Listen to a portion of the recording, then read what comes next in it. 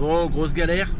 Mais alors vraiment là, grosse galère. Hein. Une fuite d'huile incroyable. Je suis dégoûté. Bienvenue sur la chaîne YouTube.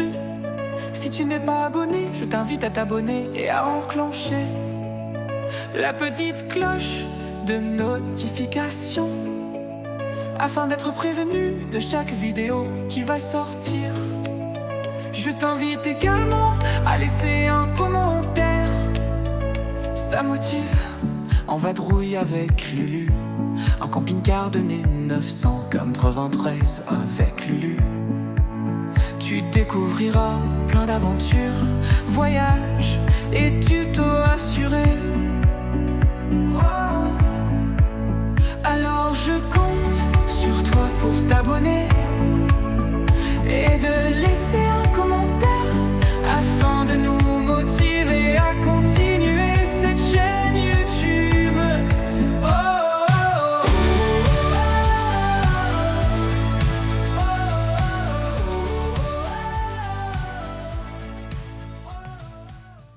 Bonjour à tous, bonjour à toutes, j'espère que vous allez bien. Bon ben voilà, petit bricolage aujourd'hui. Un truc assez simple normalement. Donc là je vais changer les deux serrures qui sont sur les portes parce que moi quand je l'ai acheté, les anciens propriétaires m'avaient prévenu que ils avaient été forcés au niveau des portes. Heureusement ils n'ont pas forcé au niveau de la tôle de la porte, mais au niveau de la serrure. Donc les deux serrures sont foutues, donc je suis obligé de les fermer de l'intérieur et sortir par la porte de cellule. Donc c'est un petit peu embêtant. Donc là du coup j'ai commandé un kit vraiment pas cher. Donc je vais vous montrer tout ça. Et si t'es pas abonné à la chaîne YouTube, je t'invite à t'abonner à la chaîne YouTube, d'enclencher la petite cloche de notification afin d'être prévenu de chaque vidéo qui vont sortir sur la chaîne, de laisser un commentaire, ça permet de booster un petit peu la chaîne. Et puis voilà, donc je vais vous montrer tout ça. Bon et bien voilà, j'ai acheté un kit sur eBay, donc j'ai payé ça 15 €, les deux serrures, parce que du coup j'ai cette serrure là qui est foutue. Vous pouvez voir qu'elle est vraiment foutue de chez foutue, parce qu'elle a été forcée, donc du coup je peux plus fermer à clé par ici, et de l'autre côté c'est exactement pareil. Donc heureusement, c'est ce que je disais, heureusement qu'ils n'ont pas attaqué le tour. Ils ont vraiment essayé de forcer de l'intérieur de la serrure, donc c'est pas plus mal, parce qu'au moins ça n'a pas fait de dégâts. Donc là, je vais démonter l'autre serrure et puis je vais vous montrer un petit peu les démarches à suivre. Donc voilà. Donc en fait, vous allez remettre votre plastique et introduire votre baguette, votre tige.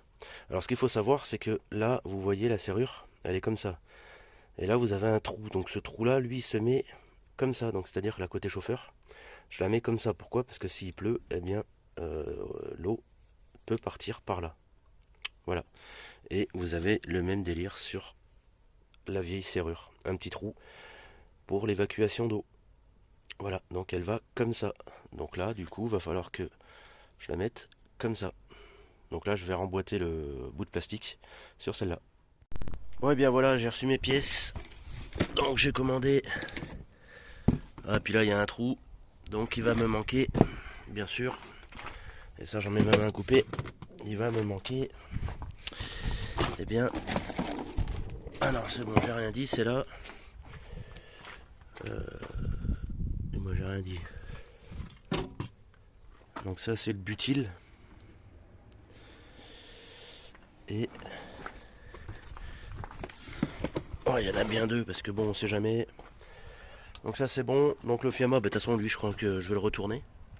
Parce que j'ai pris un 40-40 alors qu'il me faut un 36-36. Et j'ai pris le kit complet là pour remettre à la place de là, parce que ça c'est comme je vous avais dit sur la vidéo précédente, c'est l'ancien propriétaire qui avait mis ça, et ça fait un peu moche. Donc je préfère remettre à l'origine. Bon allez, on va démonter ça et on va regarder si c'est la bonne pièce déjà. Bon et bien voilà, là j'ai enlevé la grille qui était dessus, hein, donc la grille celle-ci là. Hop.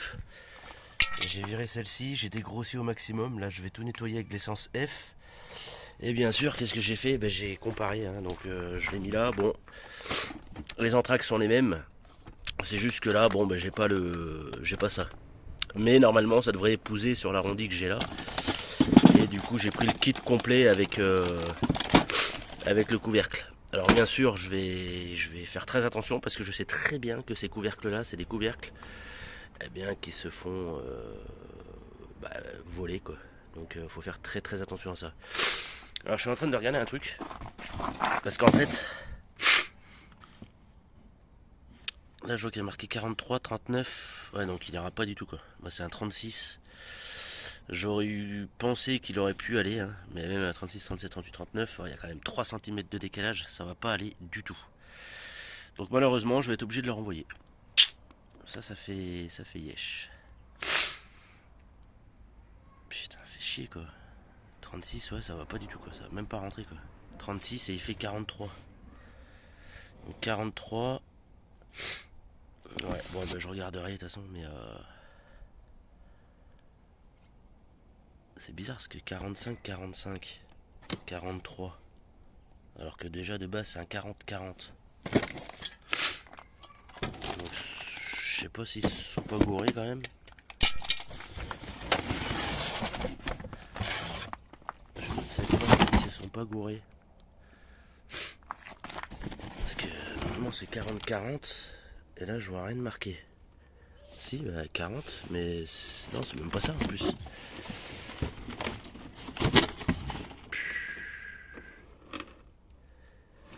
Ouais, je sais pas. Bon, en tout cas, ouais, mon campingcar.com, pas cool. Parce que je viens de la recevoir, la commande. Alors que bien avant qu'ils l'envoient, je les ai rappelés. Et pour leur dire, quoi. Bah non, votre commande, elle est en préparation. Ouais, mon cul, ouais. Bon, enfin bref, voilà, de toute façon, je vais leur envoyer. Et puis ils vont me rembourser, on n'en parle plus, quoi. Mais bon, ça fait yesh. Bon, ok. Bon, là, ça va, il y a déjà la visserie, c'est déjà bien. Parce que bien souvent, là vous achetez des lanterneaux, il n'y a pas de visserie, il n'y a rien. C'est démerdez-vous. Hein. Donc voilà, bon allez, on va continuer. Et puis voilà. Ouais, et puis un petit conseil, quand vous achetez des tubes, alors que ce soit du Sika, que ce soit n'importe quoi, là c'est du 710 TX, bon, du butyl. Surtout, avant de l'ouvrir, quand vous venez de l'acheter, vérifiez bien, parce qu'il n'y en a pas beaucoup qui vérifient ça. Et sachez qu'il y a une date. Et donc du coup voilà, vous regardez au-dessus. Et là, donc 710, ça c'est bon, tac tac. Et là vous avez une date, donc 10-2025. Donc si c'est du 2024-2023, utilisez-le pas, vous le ramenez, vous en reprenez un autre, hein, vous leur dites, il est périmé votre truc. C'est comme, il y en a beaucoup qui se plaignent. Alors je vois, il y a eu une vague de vidéos là-dessus. Eh bien, des mecs, alors attendez. Ouais, donc je disais, il y a eu une vague de vidéos comme ça de mecs qui se prenaient, alors qui mettaient des lunettes, qui prenaient la disqueuse et qui allaient couper et qui ont le disque tapé dans le... ils trouvent ça rigolo. Moi je trouve pas ça du tout rigolo parce que t'as de la chance qu'il est arrivé sur tes lunettes, il sera arrivé dans le crâne ou autre, tu serais peut-être pas là pour faire ta vidéo. Bon, enfin bref. Mais ce que je veux dire dans tout ça, c'est que c'est pareil. Quand vous achetez des disques à meuler et tout, il y a une date dessus. Alors beaucoup ne le savent pas, mais sur la partie du milieu où il y a le chrome, eh bien il y a une date. Donc si c'est de 2023-2022, ça va vous risquer péril. Hein. Donc pareil, vous allez en magasin, vous leur dites non, mais là ça va pas, votre disque il est foutu, quoi. Et les magasins, il y en a beaucoup, eh bien qui vendent des disques qui sont foutus. En fait, il y a une date dessus aussi, donc faites très attention à ça. Voilà, c'était la petite parenthèse de la vidéo. Bon, j'ai pris l'essence F, je vais nettoyer. Et puis après je vous montre tout ça. Bon, ça franchement c'est la partie la plus casse-couille à faire, c'est enlever la colle. Donc voilà, mais ça permet de voir que c'est sain derrière. On peut voir que le bois là il est sain. Donc c'est cool. Donc là il faut que je nettoie tout. Par contre ce qui est dommage c'est que voilà, il a fait des trous pour mettre ses équerres. Et ça je vais être obligé de les reboucher. Donc ça se verra un petit peu. Malheureusement c'est bien dommage. Alors que c'est des gens qui manquent pas de moyens et ils se sont pas fait chier. Ils auraient dû au moins acheter le kit comme moi j'ai fait. Ça aurait fait beaucoup plus propre. Mais bon, c'est vrai qu'aussi, j'ai envie de te dire, ils te prennent une fortune aussi pour monter des trucs. Les gens, ils en ont plein le cul de payer. Hein. Donc voilà. Donc j'ai regardé un petit peu les factures, vous allez être estomaqué. Franchement, les factures du camping-car, j'ai tout calculé. Depuis son suivi, il a toujours été suivi au garage. Ouais, donc je te disais là, j'ai toutes les factures du camping-car. Et je me suis amusé ce matin à faire le calcul. J'ai été sur le cul, mais en fait depuis, eux ils l'ont acheté neuf et depuis ils l'ont toujours amené au garage. Les distributions, les vidanges en temps et en heure. Tout a été fait en temps et en heure. Et depuis l'achat, d'une certaine date, hein, je crois que ça a commencé en je sais plus quelle année. Parce que quand c'est neuf, bon t'es pas emmerdé, t'es garanti et tout. Mais une fois qu'il était plus garanti à l'époque, il a toujours été suivi au garage.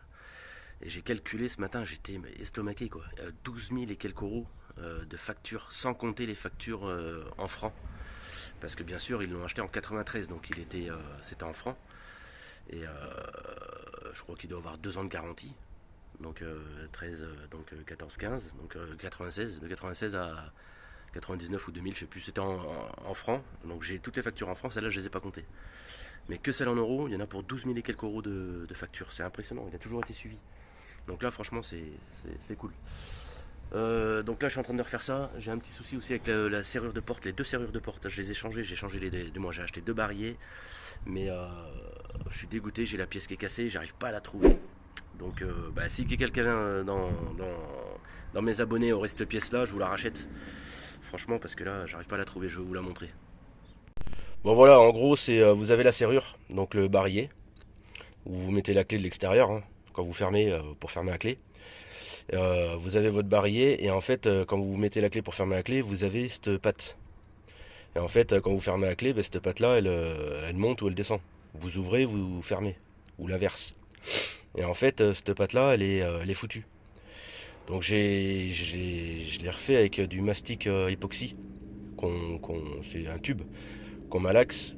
Et j'ai fait ça, je me suis dit, bon, ça devrait le faire. Et en fait, ça passe pas du tout, c'est trop grand, donc même en le taillant, bon, soit je l'ai pas taillé, mais l'autre, je l'ai taillé plus court et tout, ça marche pas parce qu'en fait, la tige, elle est beaucoup plus fine. Je vous mettrai une photo juste ici, donc franchement, si vous arrivez à m'avoir cette pièce-là, ouais, c'est sûr, faut pas non plus la vendre une fortune, hein, parce que rien que les 2 barillet, je les ai achetés 15 € neuf. Donc voilà, mais cette pièce-là, c'est ce qui me permet de fermer. Donc là, je peux quand même fermer le véhicule. Mais le problème, c'est que je suis pas obligé de passer par la porte de cellule. Donc c'est emmerdant, quoi. Donc si vous pouvez m'avoir cette pièce-là, je vous mets une photo là. Ou là, je sais pas où c'est que ça va être. Mais en tout cas, voilà, si vous pouvez m'avoir cette pièce-là, franchement, je vous remercie. Et puis, je vous ferai une bonne dédicace, bien sûr. Mais je vous la paye, il n'y a pas de problème. Donc il m'en faut 2. Côté passager, côté chauffeur. Mais c'est les mêmes, hein, de toute façon. Il n'y a pas de droite-gauche, quoi. C'est les deux mêmes pièces identiques. Donc il me faut les 2 pièces comme ça pour porte avant. Trafic 1. Donc que ce soit trafic 1 normal ou trafic 1 phase 2, même phase 3, je crois que ça doit être les mêmes, à voir. Mais voilà. De toute façon, vous verrez sur la photo à quoi ça ressemble. Et puis si vous pouvez m'avoir ça, franchement, je serai vraiment reconnaissant. Bah allez, on va continuer, il y a du boulot. Bon et bien voilà, la colle est retirée. Donc là c'est quand même plus propre, c'est tout dégraissé. Je vais laisser sécher un petit peu parce que vu que j'ai passé du produit, même si j'ai essuyé, je vais laisser un petit peu histoire que ça sèche. Et puis je vais ouvrir proprement le sachet et puis avant de coller, vérifier bien que tout aille. Et puis voilà. Allez, on va vérifier tout ça. Bon, après vérification, ça tombe pile poil. Ça va comme ça, voilà, hop, à peu près, et on voit que ça tombe là où il y a les trous. Donc ça va pile poil. Hop, à peu près là, en ajustant un petit peu mieux, voilà. Donc c'est cool. Bon allez, on va installer tout ça. Bon voilà, j'ai mis les premières plaques donc que j'ai vissées. J'ai mis du butyl, donc là il y a du butyl tout autour. Ça a dégueulé un petit peu, un peu moins là, mais de toute façon il y en a, hein. Donc il n'y a pas de souci. Donc j'ai tout serré. Et puis là je vais mettre la plaque. Puis ça va se resserrer ici, là où il y a du butyl. Et puis après, une fois que ça sera bien sec, je ferai un joint propre autour, histoire que ce soit vraiment étanche à 100%. Mais franchement, le butyl, il est où? Il est bon. Je vais vous le montrer sur ce pot là. Celui-ci, franchement, je trouve pas que c'est le top, hein. Pourtant, c'est du Sika. Sika, c'est du très très bon matériel. Mais là, franchement, le 710 TX, c'est pas le mieux pour moi pour travailler. Moi j'ai eu travaillé avec je sais plus quelle marque, je vais le mettre juste là, il va s'afficher juste ici. Et franchement, il est au top. Il est plus cher, certes, parce que là, je crois que la cartouche, elle doit être à 7 balles. Mais franchement, j'ai fait des lanterneaux avec celui-là. J'ai fait deux trois trucs. Mais je sais pas, j'ai l'impression que c'est pas le top. C'est pas le top. Donc je sais pas des fois s'il n'y a pas meilleur temps de tout renlever. Tant pis. Et puis refaire avec celui-là que je vais mettre là. Parce que à l'époque, j'ai déjà fait avec celui qui va s'afficher juste ici. Je vous mettrai le lien d'ailleurs en description. Bah franchement il se travaille super bien, c'est à dire que là vous posez votre butyl, déjà il est beaucoup plus simple à mettre, celui-là il est beaucoup trop épais, donc il faudrait limite le réchauffer un peu, et l'autre il s'enlève autour, les contours, ça s'enlève super bien quoi. Là ça fait du chewing-gum quoi, donc je sais pas, je le trouve bizarre en tout cas. Bon enfin bref, donc là je vais monter cette plaque qui est juste là, et puis après bon ben plus tard, peut-être d'ici demain je ferai un joint tout autour propre, et puis voilà. Bon, du coup, ça change la gueule tout de suite, hein. Franchement, ça fait nickel quoi. Bon, malheureusement, c'est dommage qu'il y ait eu ces trous là parce qu'il avait mis ça. Mais ouais, ça fait propre. Ça fait vraiment nickel là. Donc là, avec la petite grille dessus et tout, ça va être au top. Donc là, ce que je vais faire, c'est que je vais faire un petit joint autour. Donc ça, quand vous le vissez, faites très attention parce que ça casse hyper bien là. Je vois que je l'ai fêlé là. Bon, c'est des choses qui arrivent. Bon, ok. Allez, on continue. Bon, et bien voilà, ça fait propre, c'est nickel. Et là en plus, hop, avec le petit volet, ça va donner ça. Bah, ça fait beaucoup plus propre. Donc là, il me reste ça à reboucher, que je vais reboucher là. Et puis voilà. Bon, ça par contre, faut faire très très attention parce que ça, tu te le fais faucher en 2 minutes, hein. 3 quarts des camping-cars, il le manque. Et là, franchement, tu te retrouves avec un truc volé quoi. Surtout que là, il est neuf, hein. Alors, à mon avis, ils vont pas tarder, hein. Donc, il va falloir trouver une petite solution. Comment, je ne sais pas. Mais voilà, à voir. Bon, voilà. En tout cas, ça fait plus propre. Je suis quand même content. Ça fait moins crado que ce truc-là, là. Et au moins, là, le chauffe-eau, il respire, quoi. Donc voilà. Donc là, j'ai retiré le surplus de butyl. Et puis je vais faire un petit joint très fin, très propre autour pour prévenir. Je dis bien pour prévenir. Donc voilà, allez. Bon, les pros du bricolage, je préfère le signaler. Je vais faire un petit joint très fin tout autour. Mais c'est pas une obligation en fait, hein. C'est vraiment pas obligé de le faire. Moi, je le fais pour, entre guillemets, on va dire, une sûreté. Parce que j'ai pas trop confiance à ce butyl. Mais voilà, c'est surtout histoire de. Je vais faire un truc très fin et essayer de faire le plus propre possible. Mais voilà. Mais en tout cas, je suis content. Là, ça fait vraiment nickel. Là, surtout que le camping-car est propre. Donc, c'est dommage de laisser ce vieux truc d'aluminium avec un bout de plastique percé. Là, ça fait crade quoi. Donc voilà. Bon, on va quand même essayer de voir après pour le lanterneau. À mon avis, ça va être râpé. Bon, voilà. Donc là, j'ai bouché les trous. J'ai essayé de faire au plus propre que je pouvais. Voilà. C'est pas évident parce que franchement, mais ça va, ça fait quand même, c'est pas choquant quoi. C'est pas choquant. Puis avec le temps, bon, ça va se salir un peu, donc le joint va devenir un peu plus foncé. Voilà. Bon, en tout cas, voilà, la grille est montée, je suis content. J'ai mis des nouveaux enjoliveurs. Donc j'avais été à Noroto mettre des nouveaux enjoliveurs, du moins pour acheter des nouveaux enjoliveurs. Et puis en finale, ouais, j'en avais trouvé à 22, 23, 24 euros, je sais plus. Et puis j'arrive à la caisse et puis je vois ceux-là. Et ils étaient à 18 euros parce qu'en fait c'est un client qui les a pris, qui les avait commandés. Et en fait quand il les a vus, il a dit oh bah j'aime pas, je les trouve pas beaux donc bah, j'en veux pas. Donc du coup bah, il pouvait pas les retourner, donc du coup bah, ils les ont bradés à 18 euros. Bon je me suis dit bah écoute ça va habiller un petit peu le camping-car donc bah écoute 18 balles, bah, je préfère mettre 18 euros là-dedans que 20 et quelques pour avoir un bout de plastique, hein. Donc voilà, donc ça l'habille un petit peu, ça fait sympa. Ok, bon ben voilà, une bonne petite chose de faite. Donc là en plus on a un petit peu le soleil, donc j'en profite. Et là je vais aller regarder pour ce lanterneau. Allez. Bon du coup, ici, on a un petit peu dépourvu de glace dans ces modèles-là, hein. Donc du coup, j'ai trouvé une petite glace à Action à 99 centimes que j'ai collée ici pour madame. Voilà, comme ça elle pourra se faire garder Et puis voilà, bah, ça fait pas vilain, hein, c'est propre. Puis au moins ça tient, et puis ça lui fait une petite vitre. Donc voilà, petite astuce. Moi j'avais fait ça aussi sur je sais plus quel camping-car, mais voilà, c'est collé, ça bouge pas, c'est cool. Bon et bien voilà, avec le cache posé dessus, bah, ça fait propre. Ça lui change quand même l'aspect, ça fait quand même plus sympa. Bon, maintenant on va aller regarder ce lanterneau, voir s'il y a moyen de l'adapter ou pas. Mais à mon avis ça va être mort, parce que j'ai vu, alors c'était sur le site Berger, le même que ça a priori, ça allait de 36 à 40. Mais là ça m'étonne, donc ce que je vais faire, je vais pas démonter le mien parce que ça serait un petit peu dommage. Mais je vais l'enlever du carton, enlever juste ma partie moustiquaire, et puis regarder au niveau de l'anthrax ce que ça donne. Ou même pas, je vais mesurer directement, ce sera plus simple.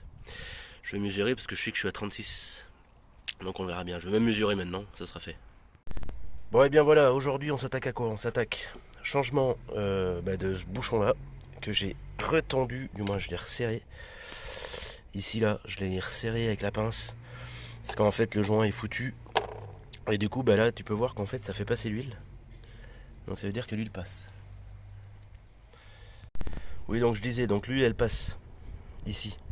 Donc automatiquement l'huile dégueule ici. Bon, j'ai déjà nettoyé, hein, mais l'huile dégueule ici et vient couler à l'intérieur. De plus de ça, donc lui je le change parce que de toute façon il est foutu. De plus de ça, si j'arrive à le remettre.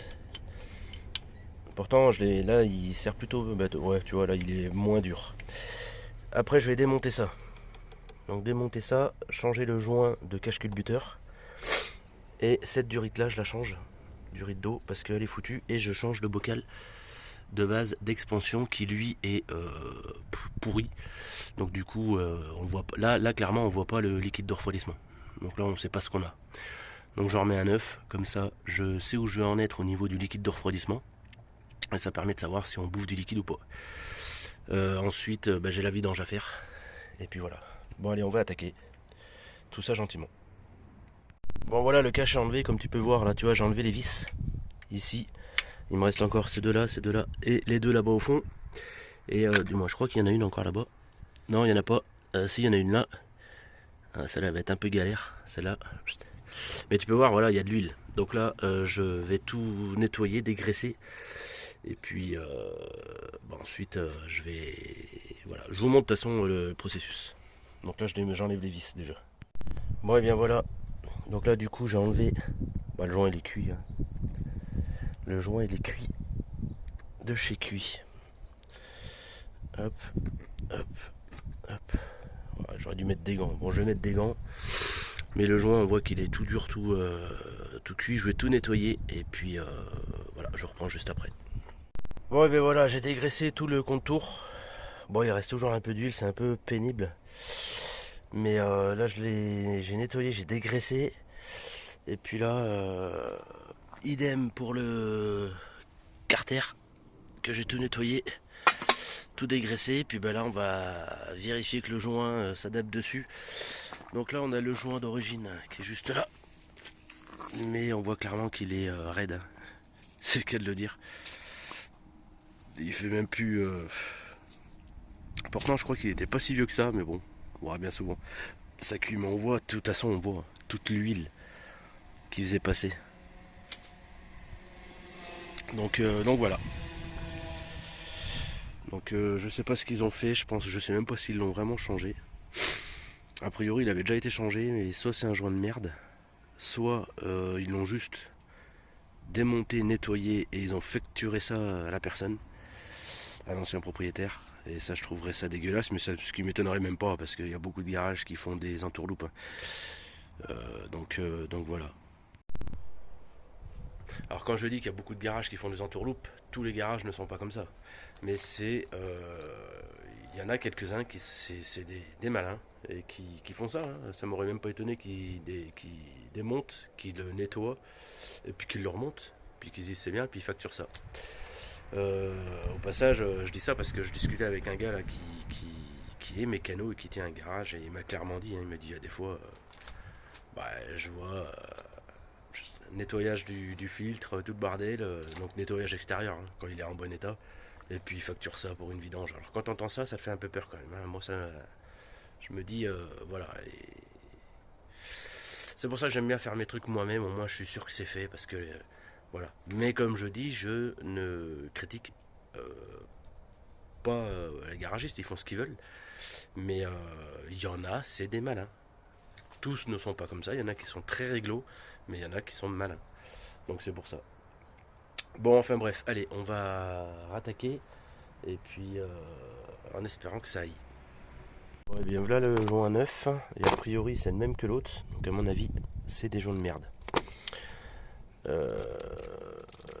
Ou à moins, comme j'ai dit, qu'ils ne l'ont pas remplacé, qu'ils l'ont juste nettoyé. Mais là, bon, c'est vrai qu'il est un peu moins raide.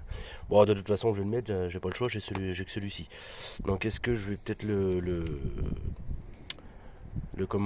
pas l'imbiber, mais surtout ici, parce que j'ai l'impression que c'est ici que ça peut, en fait, sur la rigole ici. Donc, je sais pas si je vais pas mettre un petit peu de pâte à joint ici. Parce que j'ai bien peur que, en fait, ouais, ça épouse pas vraiment et que c'est peut-être à cause de ça qu'il y a des fuites, en fait. Donc je vais voir ce que je vais faire. Ok, bon allez, on va remonter tout ça. Bon voilà, le joint est mis. Là j'ai mis légèrement un peu de silicone. Ça sert à rien de bombarder de toute façon.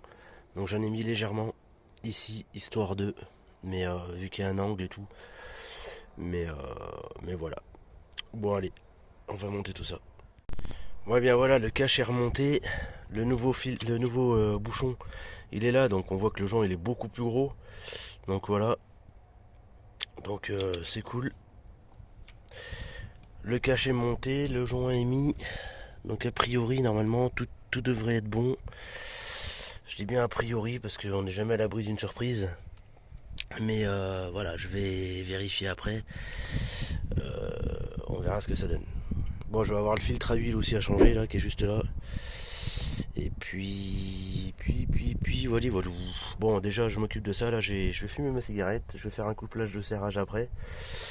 Et puis voilà. Bon, je fais comme je peux parce que j'ai pas ma clé dynamométrique.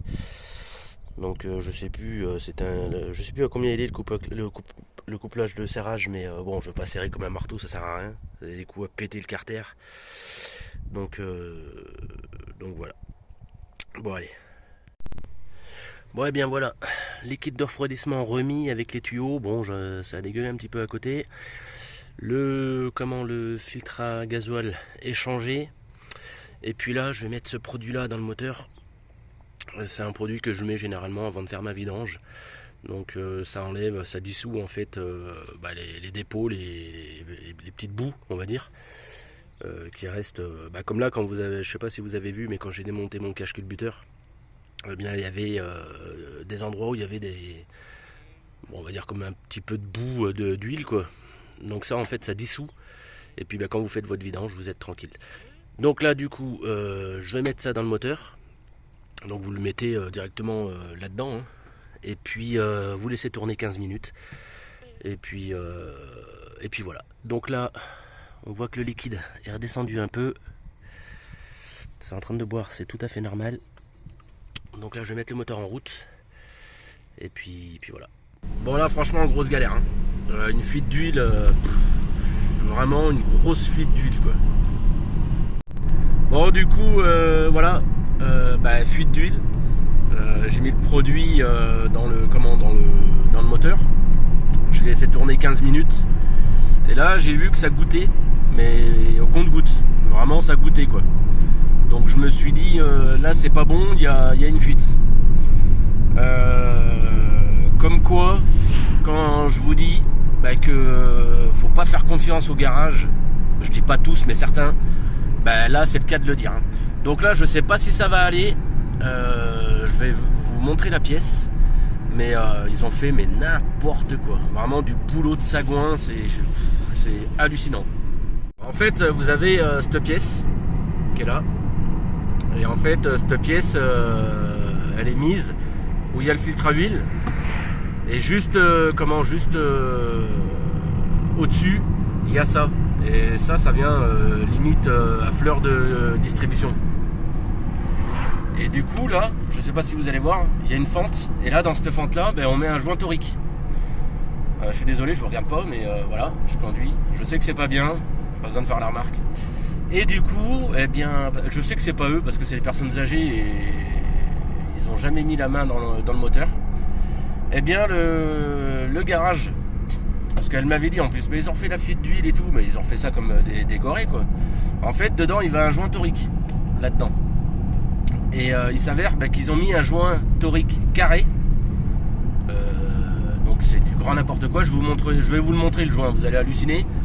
Ils ont mis un joint torique carré et ils ont bourré de silicone, de pâte à joint, là, de la pâte à joint. Donc c'est n'importe quoi. Franchement, c'est du boulot de sagouin. Donc heureusement que j'ai vu. J'ai réussi à démonter sans démonter le radiateur et tout le bordel parce que j'avais refait mon niveau de liquide de refroidissement, donc j'étais dégoûté. Bon, j'ai réussi à l'enlever. J'ai tout nettoyé, j'ai tout dégraissé. Là, j'ai été chez Renault Truck. Du coup, acheter un joint torique. J'espère que ça va aller. S'il va pas, je vais attendre avant de remonter parce que ça sert à rien de remonter un truc, faire un truc de goré. Donc voilà, comme quoi faut faire quand même très très attention avec les garages. C'est pour ça que moi j'aime bien faire ma mécanique moi-même parce qu'au moins je sais ce qui est fait et je sais comment c'est fait. Là franchement, mettre un joint torique carré, non mais c'est du foutage de gueule quoi, c'est du grand n'importe quoi. Donc voilà, bon je vous montre ça dès que j'arrive, donc pour vous tout de suite. Alors voilà le joint qu'ils ont mis sur ça. Donc ils ont foutu ce joint là. Alors, vous voyez bien que ça va pas du tout. Ils ont mis ce joint là. Donc ça faisait pas office de commande joint. Et ils ont bourré de pâte à joint tout autour. Donc là j'ai racheté un joint. Et on va voir si ça fonctionne. Parce que du coup, eh bien c'est cette pièce qui est juste là. Il y a le filtre à huile. La pièce est là, il y a la distrib. Donc voilà. Ah ouais, c'est du grand n'importe quoi, putain. Bon allez. Bon et bien voilà, c'est remonté. J'ai remonté la batterie, tout est remonté. Voilà. Bon, ben voilà, en fait ça fuyait de cette pièce là. Cette pièce là, ça coulait vraiment au goutte à goutte. Donc voilà, bon là c'est un peu crade parce que j'ai mis des capes en frein. Et puis je vais voir par la suite s'il n'y a pas ce joint là à changer. Je verrai, là je vais essuyer. Je vais mettre un coup de nettoyant frein. Puis comme ça je vais voir si y a une fuite ou pas. Et sinon je démonterai le carter. Et puis je remettrai un joint neuf. S'il faut. Voilà. Bon allez. Bon et bien voilà, la vidéo touche à sa fin. J'espère que ça vous a plu. N'hésitez pas à vous abonner, à laisser un petit commentaire, je réponds vraiment à tout le monde. Et puis bien sûr, mettre votre plus gros pouce bleu, ça motive et ça booste un petit peu la chaîne. Je vous dis à très bientôt pour une prochaine aventure. Sur ce, à la prochaine. Ciao ciao.